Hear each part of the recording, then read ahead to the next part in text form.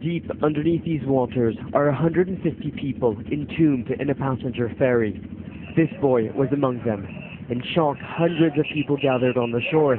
They have the grim task of identifying the dead.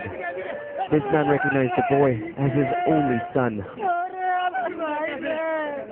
It's a boat like this one that collided with a trawler carrying fuel in the dead of night.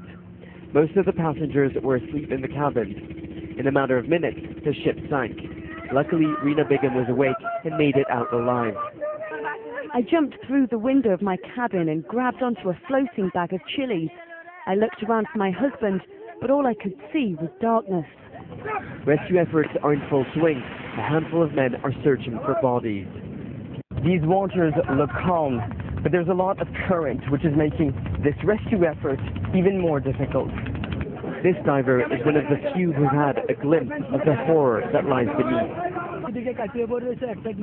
It's difficult to free bodies trapped in locked cabins. We're trying our best, but it will take time. Accidents like this happen often. Few ferries have safety equipment on board, and the authorities have been repeatedly criticized for failing to tackle lax safety standards. With such grief and anger, the government has launched an inquiry. Despite the risks, boats remain the most common form of transportation in Bangladesh. Nicholas Hawk, Al Jazeera, Munchiganj.